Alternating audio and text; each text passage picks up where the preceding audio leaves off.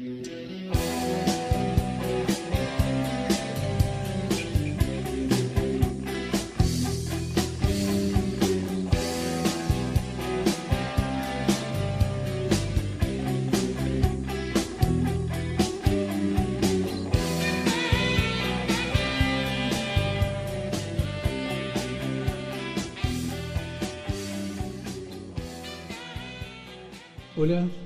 mi nombre es Omar Alfaro, soy profesor de Historia y dirijo el Instituto Profesor Enrique Manson, que es un instituto de Historia y Formación Política, y la propuesta que nos han hecho es hacer 2 videos de historia argentina.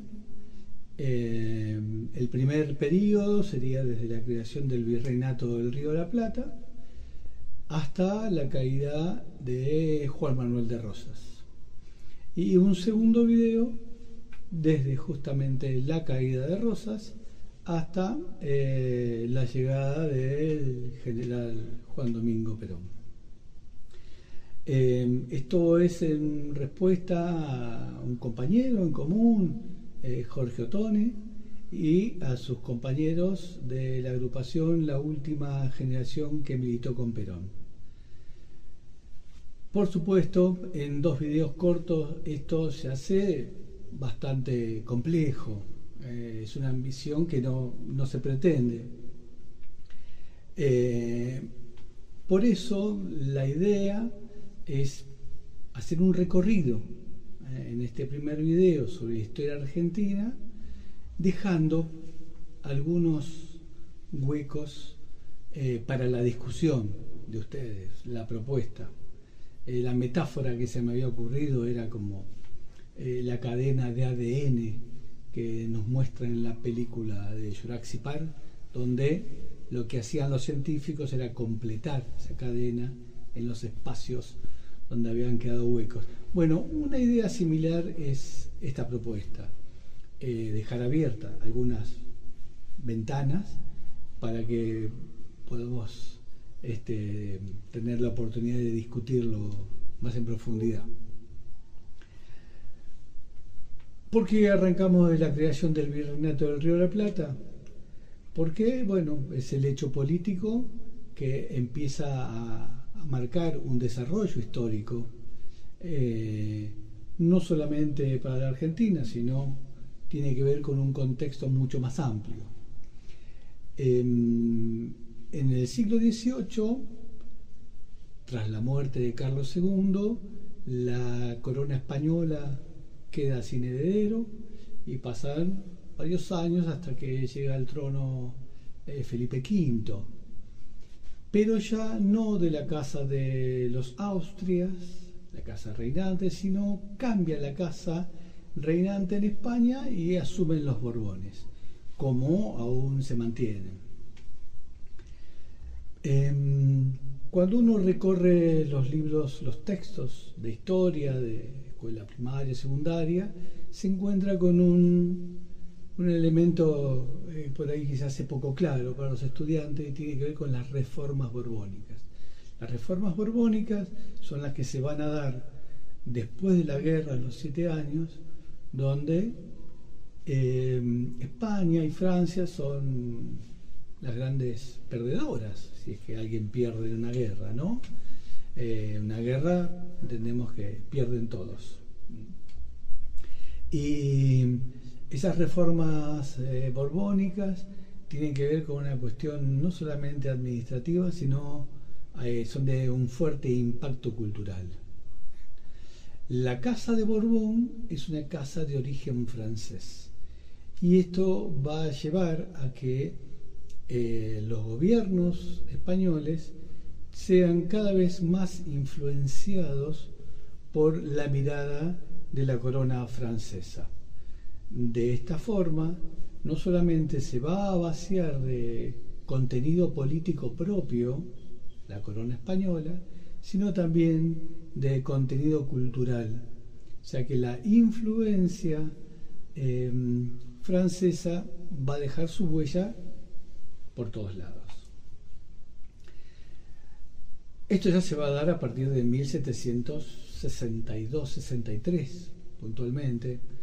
Y en ese contexto, segunda mitad del siglo XVIII, hay 4 ejes muy fuertes, muy importantes que se están dando a nivel internacional, sobre todo en el contexto europeo.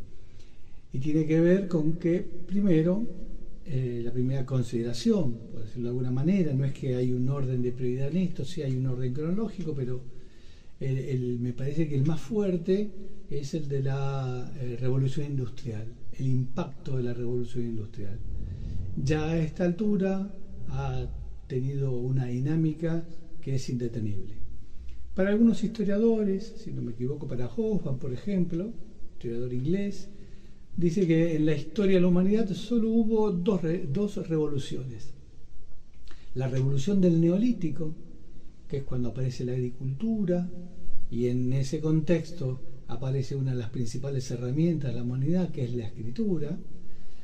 Y la segunda revolución es la revolución industrial. El resto son cambios políticos, nada más. Bueno, la revolución industrial va a impactar de tal manera que transforma no solamente la forma de producir manufactura, sino que hasta va a terminar impactando en la modificación de la estructura de las sociedades. Va a permitir el ascenso de un grupo social, la burguesía, que, como todos sabemos, siempre la clasificamos como los dueños de los medios de producción. También ahí hay mucho para poder escudriñar, ¿no? Porque es una simplificación que pareciera bastante clara, pero tiene una profundidad de un alcance mucho mayor. Los invito a que puedan trabajarlo esto, ¿no? Esto de qué son los medios de producción, cómo aportan los medios de producción, qué es la burguesía. Yo dije, no hablé de clase social, hablé de grupo social. El segundo elemento, el segundo eje que me parece considerar es el surgimiento de una república aristocrática y tiene que ver con la independencia de los Estados Unidos. Hay una clase dominante muy familiarizada con esta burguesía incluso, y la caracterización que se puede hacer ampliamente de la burguesía, pero que además tiene una propuesta de sistema de gobierno que es el sistema republicano. Hay 2 sistemas conocidos. Uno es el sistema monárquico, lo que se puede a partir de este momento denominar como el antiguo régimen, y el otro es el sistema republicano.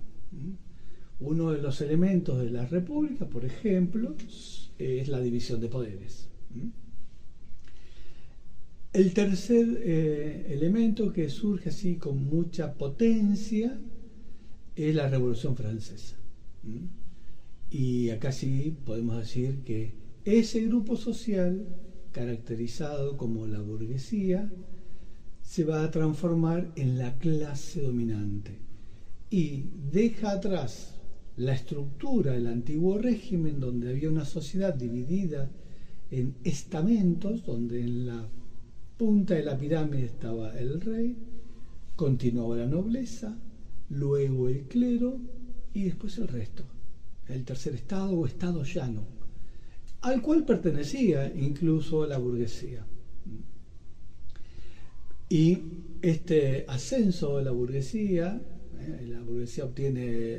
obtuvo con la Revolución Industrial el poder económico, con la Revolución Francesa, podemos decir, también en el marco de simplificaciones como las que estamos haciendo para las discusiones posteriores,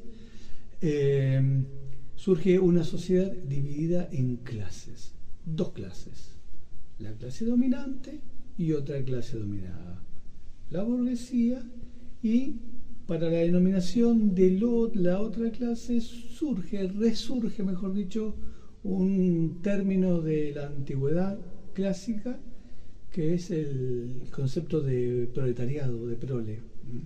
en la antigüedad clásica, donde el sistema de producción es el esclavista, lo mejor que podía dar un esclavo era más esclavitos, porque era el que producía, ¿no? Y en el contexto de la revolución industrial, lo mejor que puede dar ese obrero de la fábrica era más prole, más esclavos en otras dimensiones materiales, podemos decir. Y el cuarto elemento que a mí me interesa considerar, y se los propongo, es la política del equilibrio de poder. La política del equilibrio de poder va a estar enunciada por Inglaterra y dice más o menos como que en Europa continental, ellos pertenecen a la Europa insular, ¿no? Pero decía, en Europa continental pueden existir naciones preponderantes, por ejemplo como Francia, pero no pueden ser tan importantes o tan fuertes como para no poder ser derrotadas por la unión de las otras naciones europeas junto con Inglaterra. Es decir, Inglaterra se declara a sí misma como el fiel de la balanza para el predominio no solamente continental, sino excede mucho más allá de esto que al continente europeo. Eso me parece son cuatro ejes nos dan una posibilidad de discusión bien importante, ¿no? Cuando nos adentramos en la historia argentina, tenemos que en 1776 se crea el Virreinato del Río de la Plata en el contexto de esas reformas borbónicas por una cuestión administrativa. La corona española visualiza sus territorios en una dimensión casi inasible, de hecho inasible, y estas políticas borbónicas lo que van a intentar es forjar una estructura administrativa que les permite ejercer un mejor control sobre esto. Ahí sí podemos entrar en la discusión de que comienza un periodo colonialista. Antes de esto, incluso antes de la llegada de los Borbones, nosotros no somos colonias, somos parte de la corona española, somos territorio de las propiedades que tiene el rey de España. Solo somos súbditos del rey de España. Las reformas borbónicas con Carlos III y después empeoradas mucho más por su hijo Carlos IV van a desarrollar todo un régimen colonialista sobre sus posesiones de ultramar. En Europa siguen habiendo sucesos que impactan fuertemente a nivel mundial, y uno de ellos me parece trascendente, la batalla de Trafalgar, ¿no? Que coloca a Inglaterra como la reina absoluta del predominio de los mares, y Inglaterra, que se encuentra en esa expansión económica que le propicia la revolución industrial, necesita imperiosamente la colocación de sus productos en otra cantidad de mercados. Es por eso que ya hace muchos años William Pitt, que va a ser incluso primer ministro británico, va a comenzar a desarrollar una idea que nosotros conocemos como las invasiones inglesas.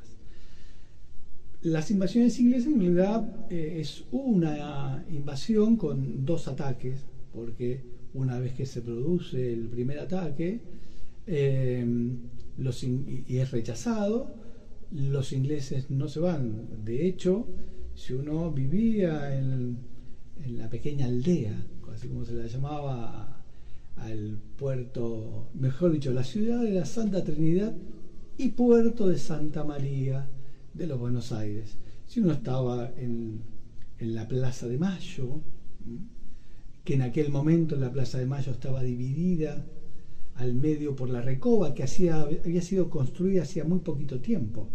la Recoba, que dividía la plaza, lo que nosotros conocemos como Plaza de Mayo, en dos. Del lado de hoy donde está la Casa de Gobierno estaba el fuerte, de ese lado estaba lo que se conocía como la Plaza del Fuerte, y del otro lado, del lado del Cabildo, estaba lo que se llamaba la Plaza Mayor. Los ingleses muy fácilmente toman, pero son rechazados por las fuerzas organizadas por los que hoy llamamos patriotas, ¿no? En realidad ya se sabía hace bastante tiempo que esto se venía anunciando de alguna manera, y los ingleses ya habían hecho un interesante trabajo con los habitantes de esta aldea, y hay muchos que estaban deseando esta llegada. De hecho, hay muchos de los que nosotros consideramos patriotas que juraron fidelidad al rey de Inglaterra en aquella oportunidad. Por ejemplo, Juan José Castelli, el principal orador en el Cabildo del 22 de mayo. Por nombrar uno de los más destacados héroes de nuestra guerra de emancipación, ¿no? Por lo menos en los primeros años. Y Belgrano, por ejemplo, ¿no? Belgrano es más, se retira medio huyendo, se va a Montevideo, no jura fidelidad. La resistencia la organiza un francés, el capitán Santiago de Liniers, que hacía tiempo ya estaba cumpliendo funciones en el virreinato del Río de la Plata, y va a ser quien va a organizar los distintos cuerpos de ejército, de milicias, que va a enfrentar a los ingleses en el segundo ataque de 1807, un año después. Hay muchísimas cuestiones anecdóticas que se pueden señalar, de qué pasó con el tesoro que Sobremontes no había enviado hacía 2 años, Sobremontes que huye hacia Córdoba para organizar después la reconquista y la gente no la acepta. En lo concreto, que nuestro primer héroe nacional, ¿y por qué digo héroe nacional? Refiriéndome a Santiago de Liniers, porque la gente, el común, ¿no? Responde negativamente ante esta incursión inglesa en nuestro territorio. Por eso digo nuestro primer héroe nacional. Un dato también que les puede servir para la discusión es tener en cuenta el concepto de pueblo y la temporalidad de pueblo. Lo que en aquel momento hacía referencia al concepto del pueblo es muy distinto al nuestro. No era cualquiera el pueblo, como tampoco, si nos remitimos mucho más atrás en la historia, no era cualquiera el pueblo en la Grecia clásica, cuna de la democracia. Bueno, no era cualquiera el pueblo. No es que venía cualquiera y se paraba ahí y podía opinar o expresarse libremente. No. Pero fíjense ustedes cómo en esta incursión británica en nuestro territorio, las clases populares hacen su primera aparición y en forma espontánea. En la península ibérica la situación se va complejizando.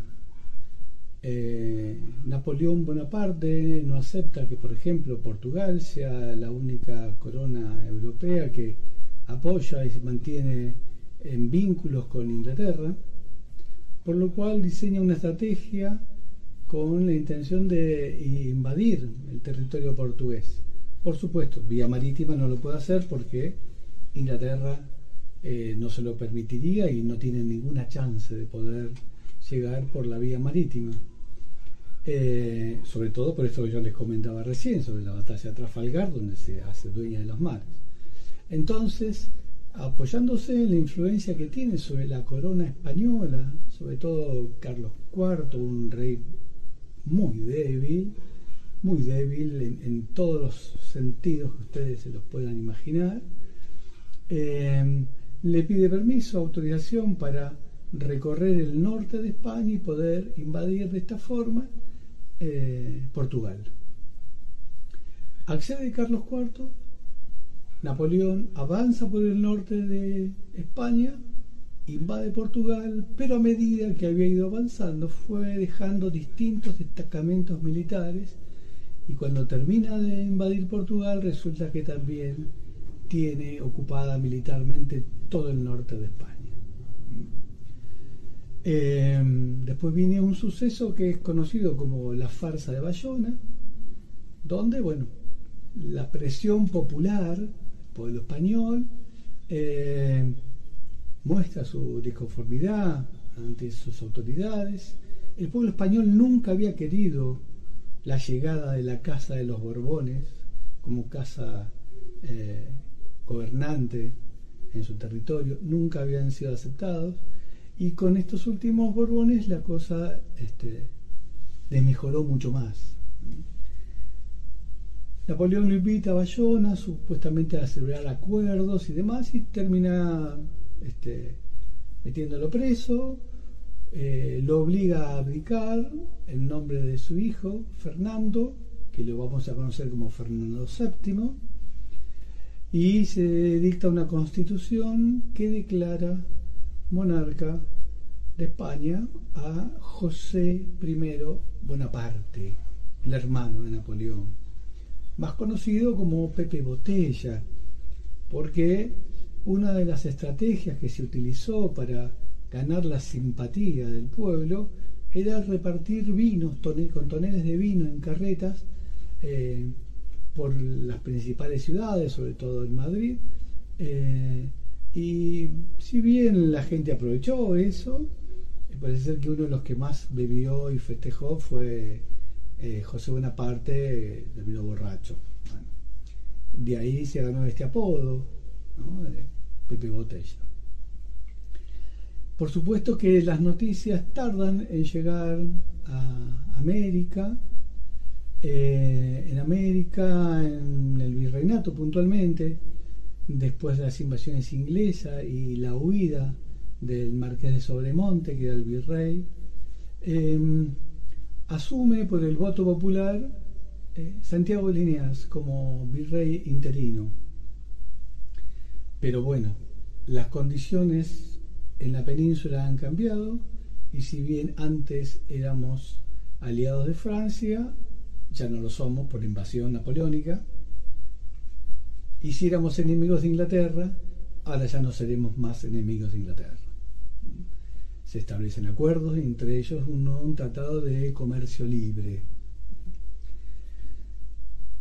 Liniers es separado de su cargo, y en Europa, cuando el rey es metido preso, se van a formar juntas.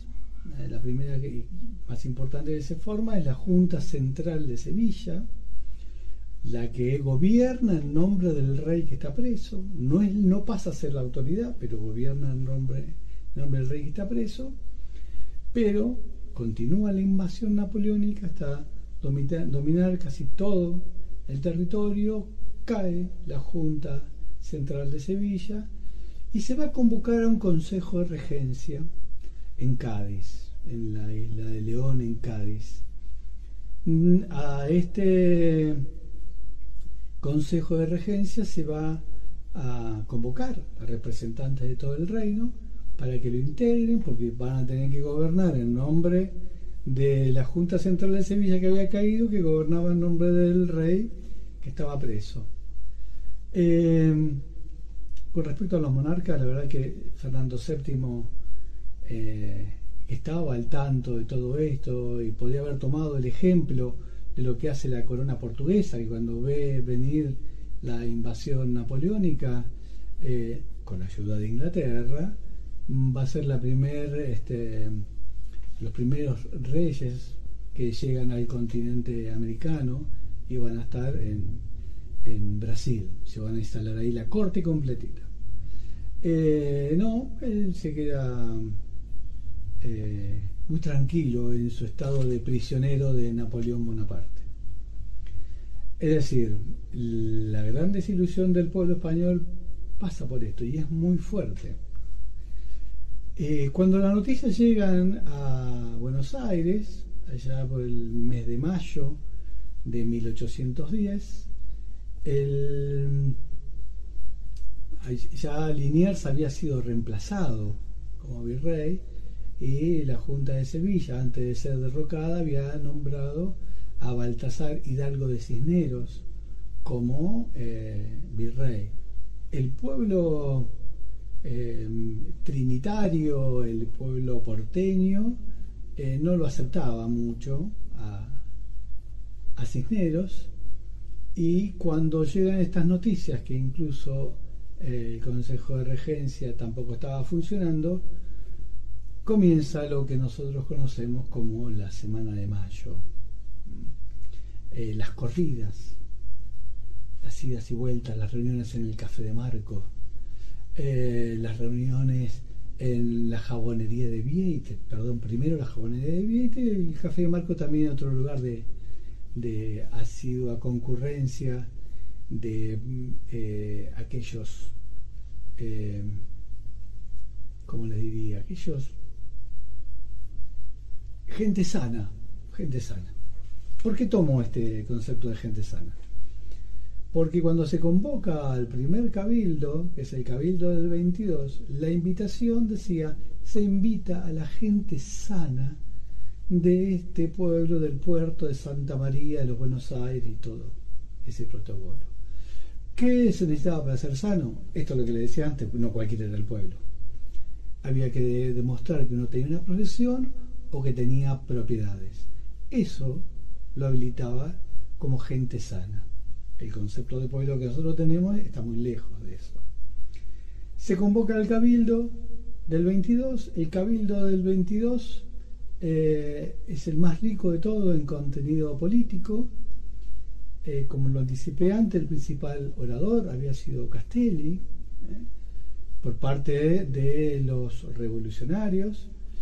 Por parte de la corona española había sido el obispo Luis Riega, que había sido el principal orador porque además era el único que lo dejaron hablar.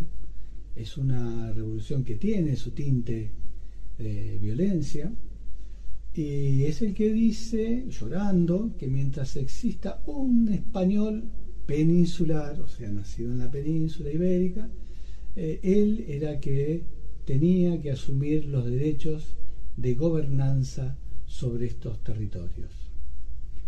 Mariano Moreno todavía es un personaje que no está convencido de ese proceso que ha comenzado, y si bien participa en ese cabildo del 22, no opina, no tiene voz, y tampoco va a tener voz en el cabildo del 25, donde se forma la primera junta, que también podríamos considerarla como la segunda junta, porque en el cabildo del 22 termina conformándose una junta, pero resulta que va a estar presidida por Cisneros, en una jugada política ahí que se armó. Bueno, esta es la junta que va a ser disuelta, no va a ser reconocida, y el 25 de mayo se forma lo que conocemos como la Junta Gubernativa. Con los años después le pusimos Primera Junta, ¿no? Pero se forma una Junta Gubernativa, tomando el modelo de las juntas que se formaron en España, en la península ibérica, en reemplazo del rey que estaba preso. Hago esta diferenciación de la España peninsular con la España americana. Esto era territorio español, nosotros nacidos en él somos españoles, españoles americanos, lo que después reconocemos como los criollos. Pero este territorio era de España, e incluso, si bien la idea de la desvinculación de la corona ya venía haciendo mucho ruido desde 1802, o sea, 8 años antes. Ya se hablaba de la posibilidad de una desvinculación, que a partir de haber resuelto solo, sin el apoyo de la corona, el conflicto en la invasión inglesa, cobra mayor valor para sus protagonistas la posibilidad de buscar la desvinculación completa.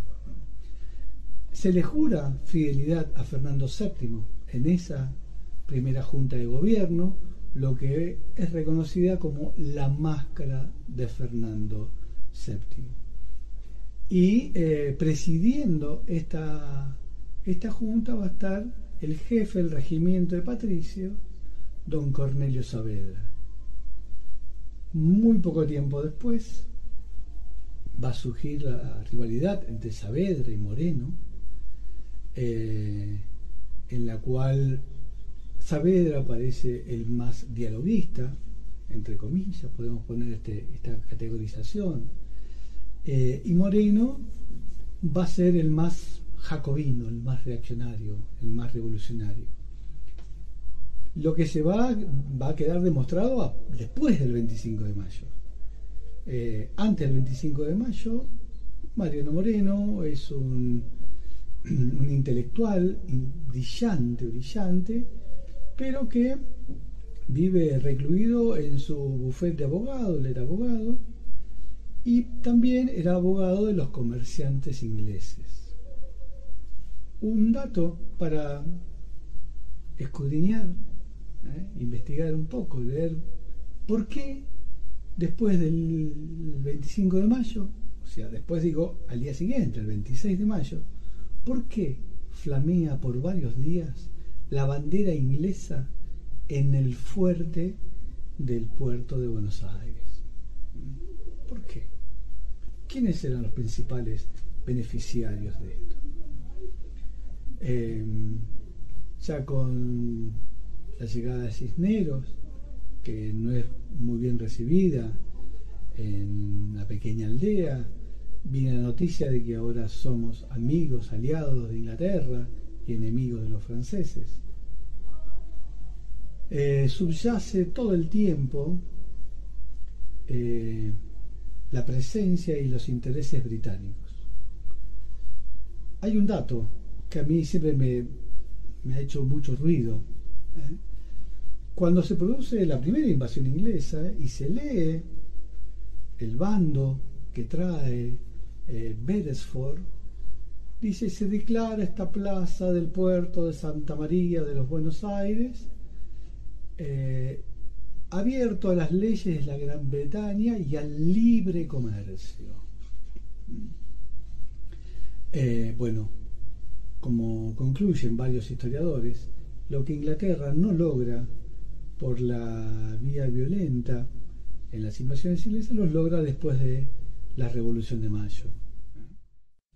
Un dato a considerar, yo hacía referencia recién al bando que lee Beresford cuando se produce el primer ataque, lo que conocemos como la primera invasión, que lee un bando que dice que se declara esta plaza abierta a las leyes de la Gran Bretaña y al libre comercio.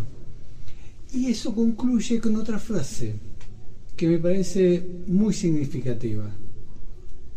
Agrega, dice: esta será nuestra política por los próximos 200 años.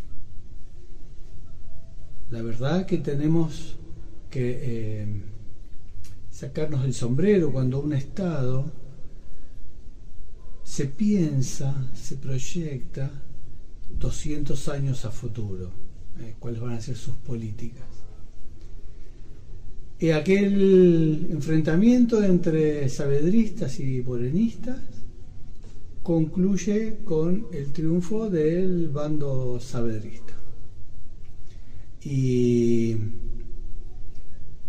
esto se va a ver expresado en la conformación de la Junta Grande, con los representantes de las provincias, ¿no?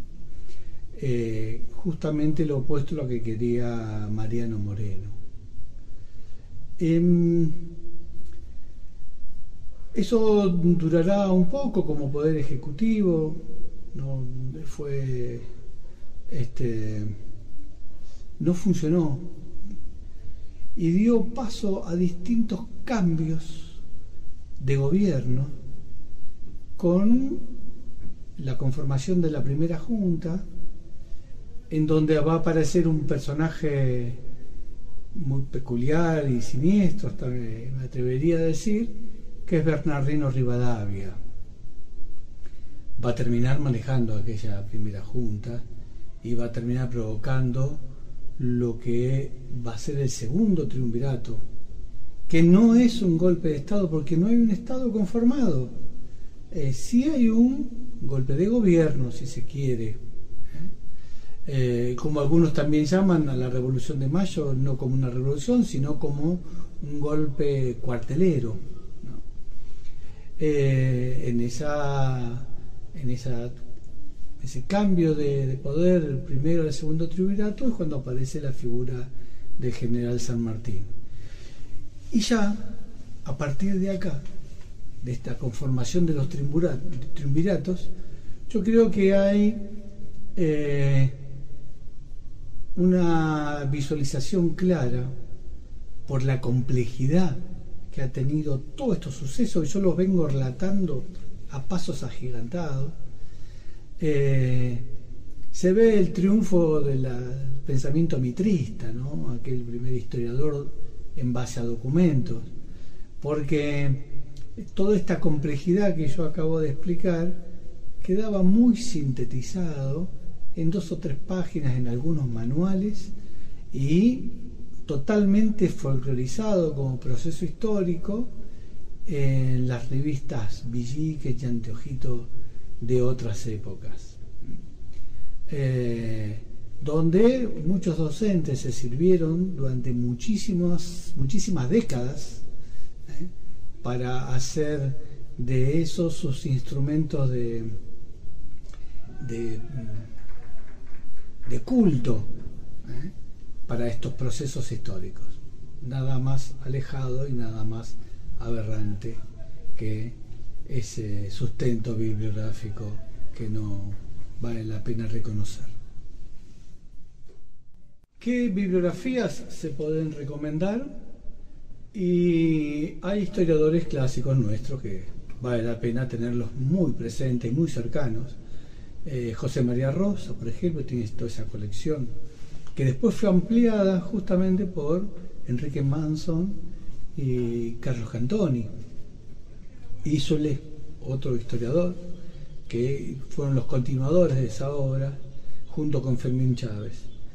Vicente Sierra es otro, si no les interesa las corrientes revisionistas, Vicente Sierra es un autor para leer, muy serio, muy sólido, en función de la cantidad de documentos que se basa. En ese periodo que va de la Revolución, la conformación de la primera junta, la Junta Grande, el primer triunvirato, la aparición de Rivadavia como personaje que recién calificaba, la aparición de San Martín en la escena política, para la conformación del segundo triunvirato, un tercer triunvirato del cual San Martín iba a formar parte pero no se alcanzó a completar, y llegando a 1815 la única revolución, el único proceso revolucionario que se mantiene en pie es el del Río de la Plata. En este lapso de tiempo también surgen cosas muy interesantes, porque quizás se cae por completo la máscara de Fernando VII, esa simulación de jurarle fidelidad. A partir del segundo triunvirato, el reconocimiento de la escarapela y de la bandera, la importancia de un símbolo patrio de esa envergadura, creo que comenzó a marcar más profundamente las diferencias, y poniéndonos en situación del proceso que se estaba desarrollando. La marcha patriótica, que después es conocida como el himno, Antes de cada batalla se canta el himno como un grito de guerra, ¿no? Hay siempre una arenga de los generales y después se canta el himno y después comienzan los combates. Pero los símbolos, estos símbolos que van apareciendo, empiezan a tallar hondamente en el sentir de una nación que también se está comenzando a gestar. Nuestra declaración de la independencia en 1816, 9 de julio, después de varios meses de sesión, habían comenzado el 24 de marzo, miren qué fecha, había comenzado a sesionar ese congreso en Tucumán y sin embargo no prosperaba, y prosperó bajo la presión de entonces gobernador de la provincia de Mendoza, gobernador de Cuyo, el general San Martín. Él va a tener una singular importancia en que se declarara la independencia. La gran deuda que había dejado el segundo triunvirato era la declaración de la independencia y el dictado de una constitución para la organización nacional. Hay un desenlace trágico de esa época que se va a dar en junio. Muchos lo pueden puntualizar a partir del 20 de junio, que es el día del fallecimiento de Manuel Belgrano, que no hay difusión de esa noticia hasta unos cuantos días después. El general Belgrano, el creador de la bandera, un desobediente extraordinario, porque el primer triunvirato, bajo el ala de Rivadavia, le había prohibido, es más, le manda a que destruya esa bandera, lo que Belgrano no hace. Y después del éxodo jujeño, esa gran epopeya, vienen los triunfos de Salta y Tucumán y vienen las derrotas de Vilcapugio y Ayohuma, y es en ese contexto donde Manuel Belgrano manda a resguardar esas banderas y las esconden en una iglesia detrás de unos cuadros en el paraje de Macha, y que son descubiertas recién a finales del siglo XIX, allá por 1888-89, y hoy territorio de Bolivia, ¿no? Solamente una de esas dos banderas regresó a la patria en el contexto del Bicentenario, pero esa década concluye con esto, ¿no? Con la disolución de un gobierno que se pretende descentralizado, una fuerte disputa entre dos bandos nuevamente, ahora reconocidos como unitarios y federales, donde no quiere decir que los federales son del interior y los unitarios son porteños, sino quiere decir que hay un proyecto político muy distinto en cada uno de estos bandos. El mejor representante, por lo menos para mi gusto, el mejor representante que ha tenido el proyecto del federalismo ha sido Manuel Dorrego. A mí me gusta bromear con que después del discurso de Dorrego, cuando asume como gobernador de la provincia de Buenos Aires, no se escribió ningún otro discurso. Por lo que enuncia las restricciones a la moneda extranjera, el echar a los especuladores del Banco Central creado por Rivadavia, los precios máximos a productos como la carne, para que fueran accesibles para las clases populares. Y antes de la gobernación de Dorrego tenemos el primer empréstito que contrae nuestro país naciente, que es el préstamo de la Baring Brothers que pide Rivadavia y que no se utiliza para casi nada de lo que se propone, porque la idea era generar pertrechos para que San Martín continúe y termine la guerra de emancipación, la modernización del puerto, que era imposible porque era uno de los puertos de Buenos Aires de los más modernos que había en el mundo, y el empedrado e iluminación de algunas calles del casco histórico de Buenos Aires. Algunas cosas de esas se hicieron. Lo que correspondía al fondo no se hizo. En ese contexto se va a producir el primer golpe de Estado, ya sí, al gobernador Manuel Dorrego de la provincia de Buenos Aires, y en manos de Lavalle,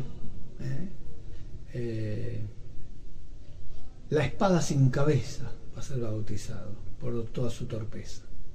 Y comienza un periodo que va a estar liderado por la figura de don Juan Manuel de Rosas. Don Juan Manuel de Rosas, un hombre de la provincia de Buenos Aires, un federal, pero que entiende la problemática no personal, sino la problemática de todo el territorio. Por eso podrá decirse que es un representante de su clase, sí, pero también fue un digno representante de los intereses de las provincias. Va a tener 2 gobiernos, interrumpidos por un breve periodo después de la muerte del asesinato de Facundo Quiroga en 1835, y va a volver a asumir en 1835 la gobernación de la provincia de Buenos Aires, y en ese segundo largo periodo donde se le otorgan facultades extraordinarias para el gobierno.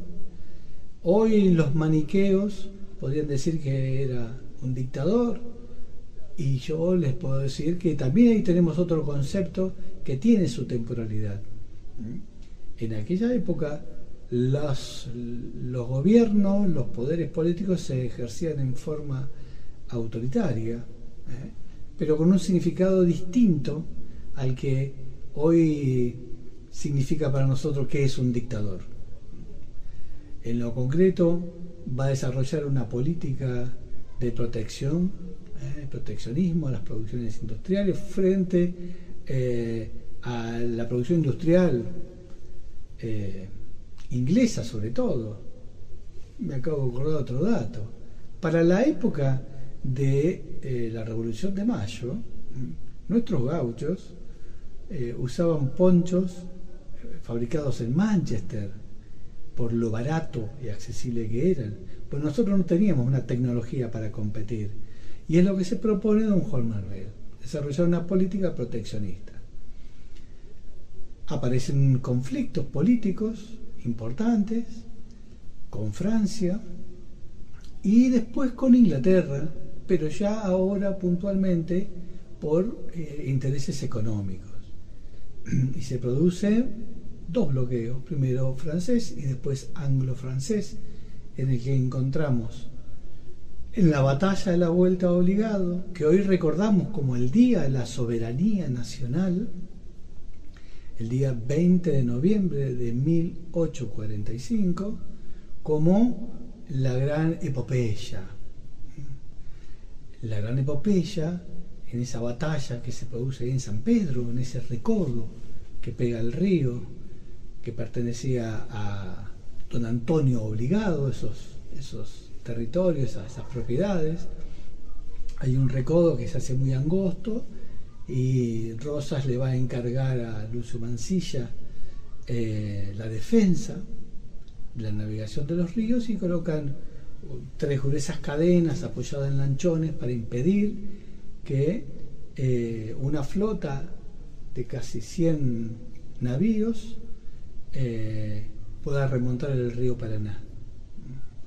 Acá hay una mirada geopolítica que me parece interesante prestar atención, porque es una nueva incursión de potencias, esta vez no solamente británica en nuestro territorio, sino que también francesas, pero acompañando esas flotas venían barcos norteamericanos, barcos holandeses, distintas potencias que estaban en pleno desarrollo. Y la idea era remontar el río Paraná, declarar la independencia a la mayor cantidad de pueblos posible, bajo ese lema de divide y reinarás, pero el fin era apropiarse de Paraguay, porque está ubicado geopolíticamente en el centro del continente, y desde ahí, y controlando todo el río Paraná, la navegación del río Paraná, se iba a poder manejar todo el comercio internacional en la América del Sur.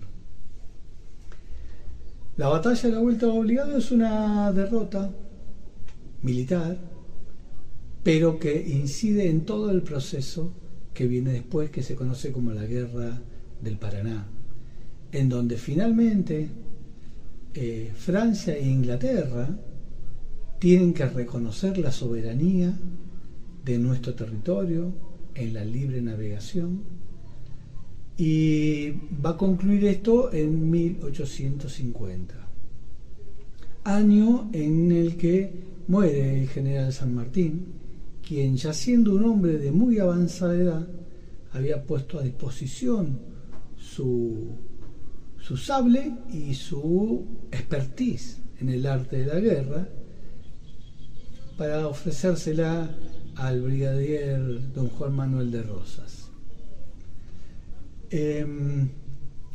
Yo esta parte final, que he ido haciéndola muy rápido, creo que ahí es donde nos debemos apoyar en muchas biografías para poder enriquecernos más. Pero ¿por qué lo hice de esta manera? Y porque, fíjense ustedes, transcurrieron 40 años desde la Revolución de Mayo, y esto que señalaba recién, los intereses de Inglaterra persistieron. Y si uno después quiere hacer la proyección más allá de esos 40 años, empieza a ver con mejor claridad cómo Inglaterra se había propuesto un plan geopolítico, un plan económico que excedía la mirada de muchos de esa época. El periodo rosista, el periodo de la Confederación Rosista, concluye en una batalla, la batalla de Caseros, de 3 de febrero de 1852. Años antes, Rosas había dicho que el general Urquiza era el mejor general que tenía en la Confederación. Urquiza es un digno representante del pensamiento rivadaviano y de muchos que vinieron después, precursor en esto de atender sus intereses económicos sobre los intereses económicos y políticos de la nación. Metafóricamente, ¿en dónde lo podemos ver plasmado? Y en esos versos que conocemos todos del Martín Fierro, es la mejor metáfora. Hay una frase, cuando él expresa que los hermanos se han unido, porque esa es la ley primera, tengan unión verdadera en cualquier tiempo que sea, porque si entre ellos se pelean, lo devoran los de afuera. ¿Por qué digo esto? ¿Por qué traigo estos versos? Porque en esa batalla de Caseros se enfrentan federales contra federales, y el triunfo en el devenir histórico que se puede observar hacia adelante es de los unitarios. Es de los unitarios. Es decir, cuando los hermanos se pelean, los devoran los de afuera. Espero haber podido cumplir de alguna manera en los tiempos incluso que se nos ha pedido, un video corto de 30, 40 minutos no más, y puse mucho hincapié en la primera parte porque es de una muy complejo análisis, ¿no? y que nos hacen falta muchas lecturas, incluso a nosotros que estamos permanentemente buscando documentos y bibliografía, pero espero que pueda servir como instrumento de discusión política entre los compañeros para profundizar estas ideas. Del periodo rosista, en el que he sido más mezquino todavía, quedan muchas cosas por charlar. El tema de Malvinas, por ejemplo. El tema de Malvinas es fundamental, porque todavía nos duele Malvinas. y espero que siga siendo así hasta que volvamos a tener la tenencia de ese territorio argentino en donde se ha derramado mucha sangre heroica, mucha sangre heroica. Les mando un abrazo.